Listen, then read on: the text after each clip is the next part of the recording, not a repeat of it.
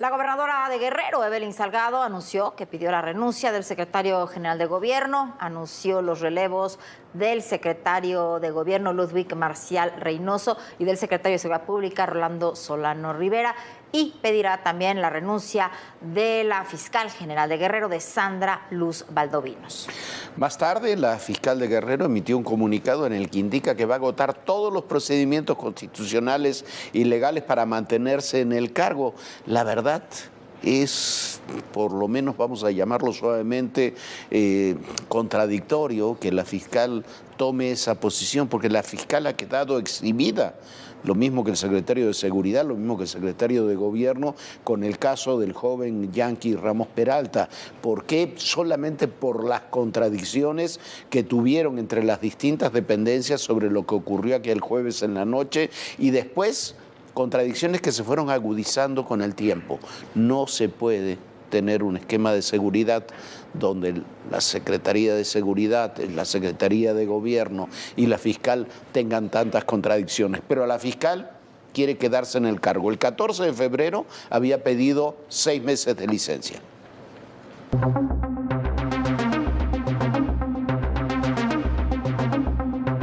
Tras los disturbios y destrozos provocados por el asesinato de Yanqui Cotán Morales Peralta, un estudiante normalista, y en medio de una ola de violencia en Guerrero, la gobernadora Evelyn Salgado anunció las renuncias de los secretarios de Gobierno y Seguridad.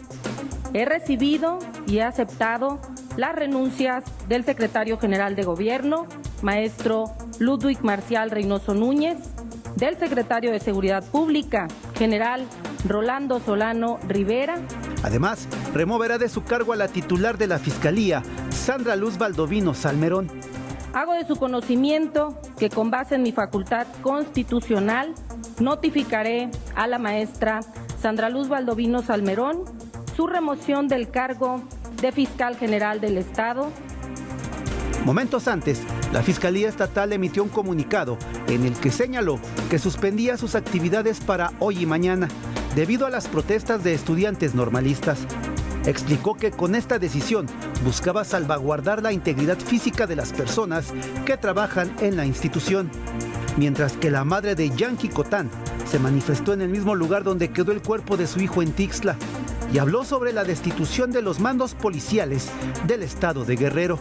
Porque fue asesinado, fue masacrado vilmente, porque todavía él estaba vivo y no le dieron los primeros auxilios.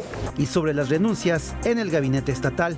Pues yo creo que está bien su sustitución porque pues no pierden mucho, ellos pierden su trabajo. Yo perdí un hijo. El homicidio de Yanqui a manos de policías estatales de Guerrero no es el único que tiene a Guerrero en el foco de atención. También asesinaron a un transportista en el puerto de Acapulco, 2 días después de que en las redes sociales circularon imágenes de cómo operadores y despachadores son golpeados por presuntos extorsionadores. Por lo pronto, la fiscal de Guerrero, Sandra Luz Valdovinos, respondió a su remoción. A través de un comunicado indicó que aunque respeta la decisión de la gobernadora, se deberán agotar los procedimientos constitucionales y legales para tal efecto, lo cual, dice la fiscal de Guerrero, le permite ejercer garantía de audiencia y debida defensa. Dijo que hará valer su derecho de audiencia en el Congreso Estatal para transparentar las acciones que la Fiscalía Estatal realizó tras el asesinato del estudiante normalista. Mire, estas no son decisiones menores. El secretario de Gobierno es uno de los hombres más cercanos al padre de la gobernadora, Félix Salgado Macedonio. El secretario de Seguridad es un general brigadier que acaba de asumir hace apenas un mes, un hombre de todas las confianzas del propio secretario de la Defensa. La fiscal también proviene del ejército mexicano. Son 3 decisiones importantes, muy importantes, pero 3 decisiones que podrían permitir, más allá de los costos políticos que tuvo el asesinato de este joven, de Yanqui Cotán, más allá de eso, permitirían una suerte de relanzamiento del gobierno si es que se hace bien y se hace con sentido y colocando a quienes deben estar en esas posiciones. El secretario de Gobierno, el secretario de Seguridad y la fiscal han quedado rebasados por esta situación. Me asombra me asombra que la fiscal siga insistiendo en querer quedarse cuando, insisto, apenas el 14 de febrero había pedido 6 meses de licencia por razones personales. O sea, se quería ir en febrero y en marzo, cuando le piden que se vaya, se quiere quedar. Pero así está. Bueno, Jorge, es que hay que hacer cambios drásticos en Guerrero en torno, sobre todo, al tema de seguridad para que pueda suscitarse un estado con mucho mayor paz. Y bueno, ahí están los primeros cambios, que son cambios muy, muy importantes y muy relevantes. Y un nuevo precandidato asesinado ahora fue Diego Pérez, aspirante a presidente municipal por el PRI en el municipio de San Juan Cancuc, en la zona Chamula y en Chiapas. Hoy se iba a realizar un plebiscito comunitario para definir las candidaturas priistas en ese municipio. Pocas horas antes del plebiscito fue asesinado. Y bueno, la situación de seguridad en Chiapas, lo hemos dicho en innumerables ocasiones y particularmente en toda la zona del estado, la zona Chamula, es de alto riesgo y de constantes enfrentamientos religiosos y políticos que en la actualidad están escondiendo. Tras esos conflictos religiosos y políticos se esconde en realidad la lucha que mantienen los grupos criminales para tener el control de la región. Bueno, y hasta este miércoles iban 111 actos de violencia relacionados con el actual proceso electoral. Apenas ayer había sido asesinado otro aspirante, Tomás Morales Patrón, en Chilapa, Guerrero.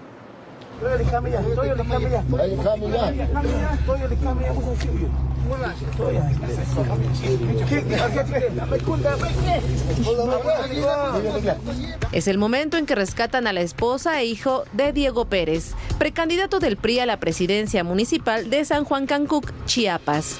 Diego fue asesinado mientras se trasladaba a este municipio para asistir al plebiscito donde se elegiría el candidato oficial. Los hechos ocurrieron durante la madrugada de este jueves. Él murió mientras su familia fue hospitalizada. Según versiones periodísticas, el precandidato fue atacado mientras circulaba por la carretera San Juan Chamula y su cuerpo fue hallado con pies y manos amarrados.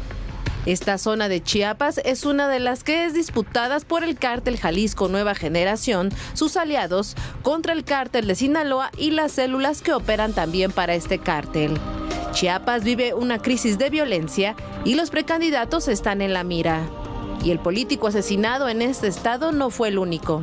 Al otro extremo del país, en el municipio de Chilapa, Guerrero, fue asesinado Tomás Morales Patrón, aspirante a la alcaldía por Morena. Sucedió el pasado martes cuando llegaba a su casa. Su cuerpo fue llevado al forense de la capital en Chilpancingo, donde también son velados sus restos.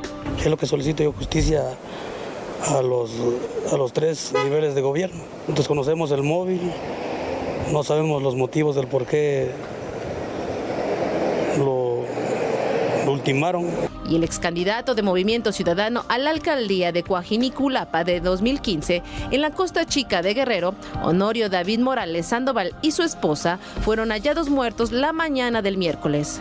La organización Laboratorio Electoral reportó que hasta este miércoles 13 de marzo suman 111 casos de violencia en este proceso electoral.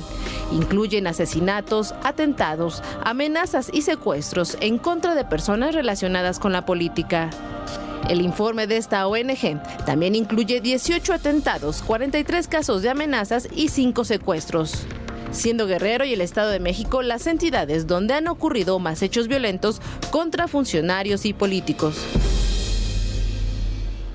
Bueno, Chilapa, donde fue asesinado ayer este candidato, es donde se está protagonizando uno de los principales enfrentamientos entre grupos criminales en Guerrero, entre los Ardillos y los Tlacos, que son a su vez herederos de los Rojos y de Guerreros Unidos. El presunto acuerdo de paz que habían establecido con la iglesia duró menos que un suspiro.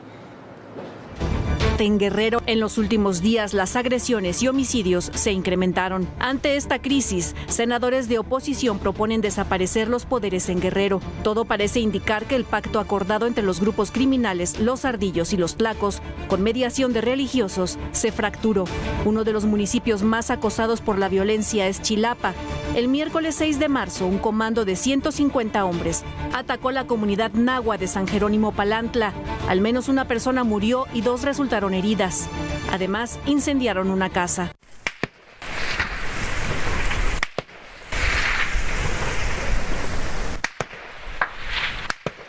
El lunes 11 de marzo, el Comité Directivo Estatal del PRI en Guerrero recibió las solicitudes de registro para sus aspirantes a las alcaldías y diputaciones locales. En Chilapa, Mercedes Carballo Chino, actual regidora de Desarrollo Urbano y Obras Públicas, formalizó su candidatura.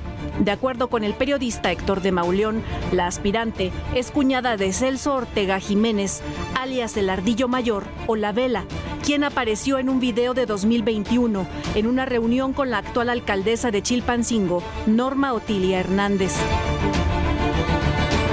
Los Ardillos y los Tlacos son herederos de los Rojos y Guerreros Unidos. Pese a que el padre Filiberto Velázquez, director del Centro de Derechos Humanos Minerva Bello, informó a mediados de febrero que los Tlacos y los Ardillos acordaron respetar las actividades ilícitas de cada grupo.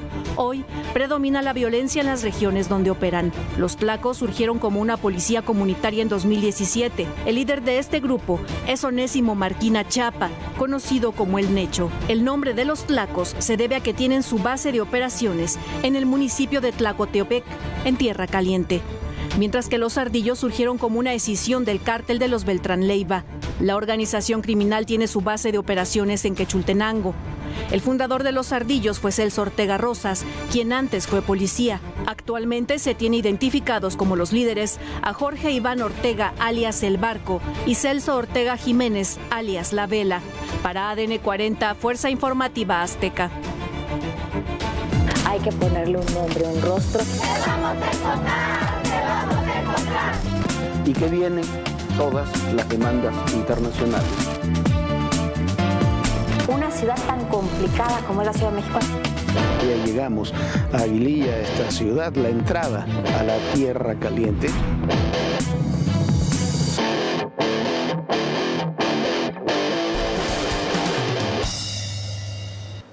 Bueno, y seguimos atentos a lo que está ocurriendo alrededor de esta toma del campo de golf en Huatulco, Oaxaca, que por instrucciones de la secretaria de Gobernación, Luisa María Alcalde, elementos de la Guardia Nacional llegaron al lugar con intención de perpetrar la toma de estas instalaciones.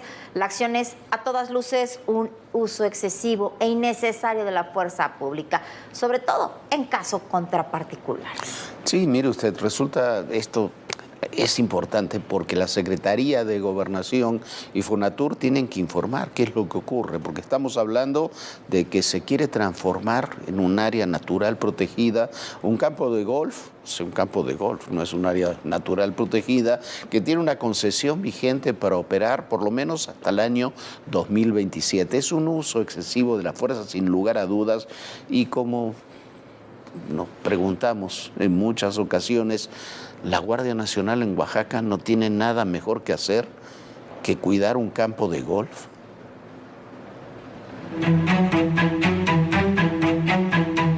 Como si fueran a enfrentarse con los peores criminales, elementos de la Guardia Nacional llegaron al campo de golf Tangolunda en Huatulco con armas largas y distribuidos a lo largo de la entrada principal del predio privado, acompañaron a inspectores federales.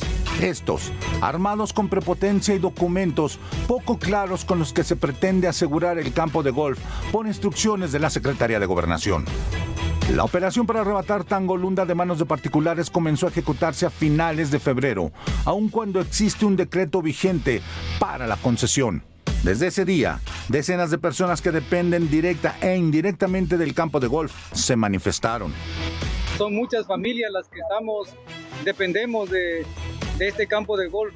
Si el campo de golf se cierra, Huatulco baja en su nivel turístico.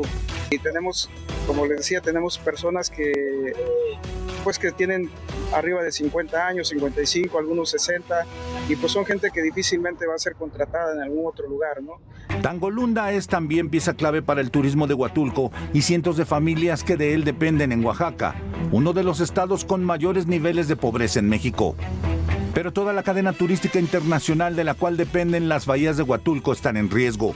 Y no me parece ahora sí que buena idea de que el campo de golf se convierta en una zona de reserva, porque sería darle un paso atrás a Huatulco. Los taxistas también dependen de los canadienses. Tal vez aquí estamos los que estamos en el campo de golf y él no se dio la oportunidad de estar, pero los taxistas también son personas que dependen de ese turismo. La concesión vigente del campo de golf Tangolunda inició el 25 de octubre de 2021. Fonatur autorizó una prórroga de 5 años para la operación, administración y explotación comercial del campo de golf, tal y como da constancia un documento oficial firmado por el licenciado Marco Jorge Espinosa Ochoa, subdirector de Mecanismos Financieros y Administración de Inversiones Patrimoniales de Fonatur. Documento que hoy violan flagrantemente la Secretaría de Gobernación, de Turismo y la Guardia Nacional. Con información de Abelardo García, Fuerza Informativa Azteca. Mire usted, tengo la suerte de conocer toda la zona de Huatulco prácticamente desde que se creó, y he ido en muchas ocasiones desde que se diseñó Huatulco. Desde que se diseñó en el Fonatur Huatulco, está contemplado el campo de golf, y es de las primeras cosas que se construyeron fue ese campo de golf. ¿Por qué? Porque el origen de Huatulco era ser una suerte en el Pacífico, una suerte de Cancún. Después las vicisitudes de gobierno, el gobierno de José Murat hizo un desastre, cambió el sentido del desarrollo turístico de la zona, con un costo altísimo para quienes ahí tenían negocios. Pero lo que lo sigue manteniendo en buena medida eso era el campo de golf, porque el turismo de otras características, como decía ahí alguien, turismo extranjero y demás, va a jugar golf, y es uno de, hay que decirlo, de los pocos atractivos fuera de los hoteles, fuera de las playas, que tiene Huatulco. Es importantísimo el campo de golf. El campo de golf no es una zona natural protegida, no es un pulmón natural. El campo de golf es un campo de golf, es un área que ya fue trabajada desde la fundación de Huatulco. Es ridículo lo que se está haciendo, una violación además al derecho privado y a los acuerdos establecidos por el propio gobierno, Viviana. Bueno, y se suceden los reveses para el Ejecutivo Federal. En la Corte, en 24 horas, ¿sabe cuántas cosas perdieron? Perdieron procesos sobre el viaducto Bicentenario, sobre fideicomisos y un amparo fiscal a favor de Total Play. Y también se postergó el amparo para intentar acortar la condena de Mario Aburto. Malas 24 horas para quienes han hecho estos procesos judiciales. El Poder Judicial de la Federación asestó varios reveses al gobierno federal. Uno de ellos vino desde un juzgado en el Estado de México, que echó abajo el caso del viaducto Bicentenario. El juez de control Daniel Ramírez Peña determinó no vincular a proceso a 7 implicados en la investigación de la Fiscalía General de la República, que denunció un presunto saqueo de más de 8,000 millones de pesos, bajo el argumento de que la concesión del viaducto solo podía otorgarla la Secretaría de Infraestructura, Comunicaciones y Transportes Federal, y no el gobierno local, como ocurrió. 4 de los acusados fueron funcionarios del gobierno estatal y 3 representantes de la empresa Olealiática, operadora de la vía desde 2008 que conecta al Estado de México con la capital del país. El juez aclaró que existe un oficio de 2023 en el que la Secretaría reconoce que desde 1983 fue otorgado al gobierno mexiquense el derecho de explotar y obtener los recursos derivados de ese tramo de 22 kilómetros. Inconforme con la decisión, la Fiscalía General de la República anunció que impugnará el fallo y amenazó con ir en contra del juez. Otro revés vino de la Suprema Corte de Justicia de la Nación, en donde se declaró inconstitucional eliminar el Fondo de Inversión y Estímulos al Cine, conocido como Fidecine. Para los 5 integrantes de la primera sala, haberlo desaparecido fue un retroceso para los derechos de los ciudadanos. Fue eliminado bajo el argumento de que el dinero sería utilizado para enfrentar la pandemia por COVID-19, además del supuesto manejo opaco de sus recursos. Sin embargo, los ministros estimaron que esta afirmación no tuvo fundamento. Por el contrario, la acción menoscabó la cultura y la libertad de expresión. En otro caso, la primera sala de la Suprema Corte de Justicia de la Nación aplazó la revisión del amparo que interpuso la defensa de Mario Aburto Martínez, asesino confeso de Luis Donaldo Colosio. En sesión privada, el ministro Juan Luis González Alcántara Carrancá solicitó más tiempo para reflexionar sobre el tema. Mario Aburto fue condenado a 45 años de prisión tras confesar que disparó contra Colosio. En 2023, el primer tribunal colegiado en materia penal del Estado de México invalidó la sentencia que se le dictó en diciembre de 1994. y ordenó emitir una nueva, pero conforme a lo establecido en el Código Penal de Baja California, vigente en el momento del asesinato de Colosio, y que establecía una pena máxima de 30 años de prisión por homicidio. Sin embargo, el caso llegó al máximo Tribunal de Justicia luego de que la Fiscalía General de la República impugnó el amparo que le concedió el tribunal colegiado.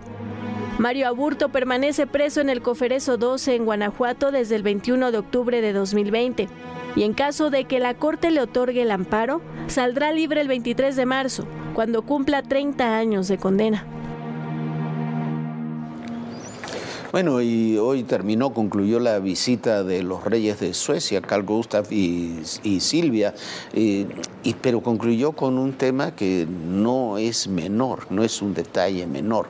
Los reyes decidieron no hacer la visita que tenían, el viaje, el recorrido que tenían programado en el Tren Maya. Se dijo que era por un problema de ajuste de tiempos, de agenda.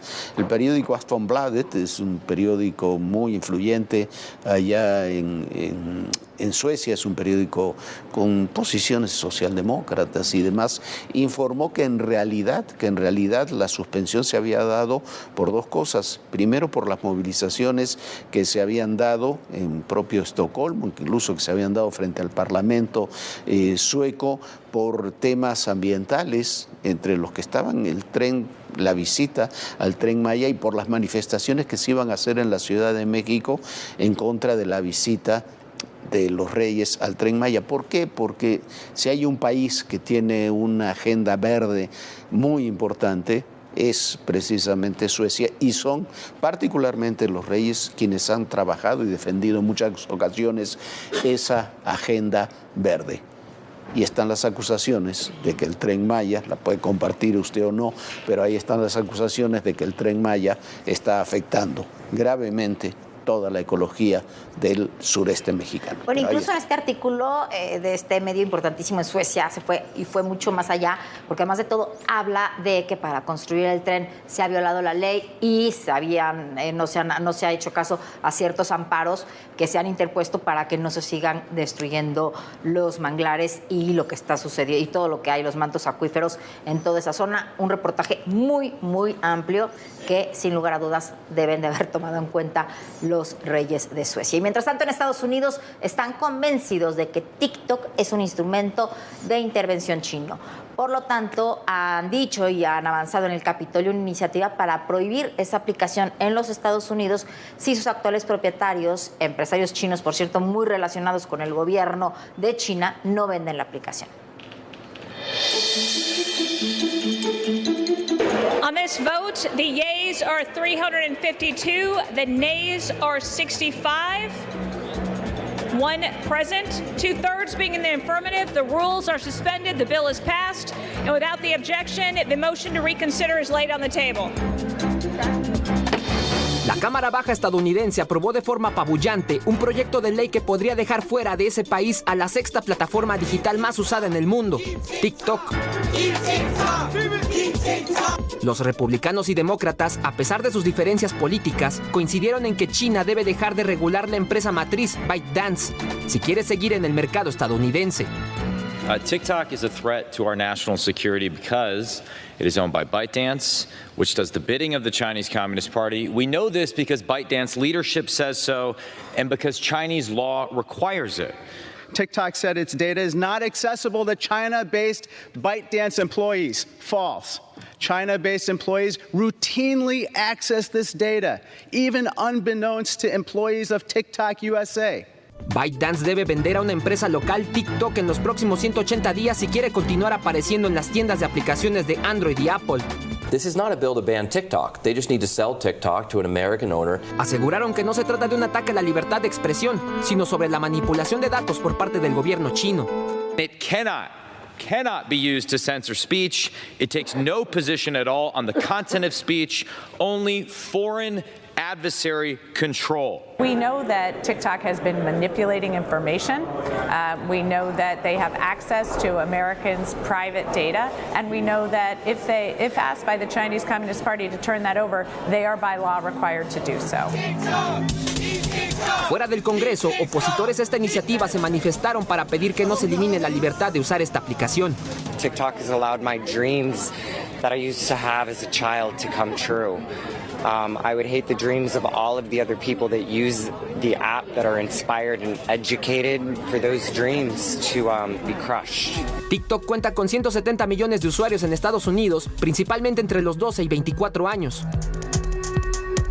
Sobre la medida, TikTok dijo que se trata de un acto de intimidación y ahora se centrará en el Senado para evitar que llegue al escritorio del presidente Joe Biden. This app is so much more than just an app for dumb TikTok dances. Cristian Arrieta, Fuerza Informativa Azteca. Pues ya sabe, muy probablemente, si no se vende TikTok, se quedará sin esa plataforma, sobre todo si vive en los Estados Unidos. Ya nos vamos, muchísimas gracias por habernos acompañado, pero además de todo, yo le recuerdo que se fije a todas las aplicaciones a qué le está dando acceso, a qué le está dando información, dónde se está metiendo, porque estas aplicaciones guardan toda la información. Ya nos vamos, nos vemos mañana. Soñé bonito, bonita noche. Muy buenas noches, Viviana, muy buenas noches a todos ustedes. Lo dejamos con Carlos y Marcela en Súbete al Mame. Y recuerde, en el poder y en la política todo, pero absolutamente todo es personal. Gracias.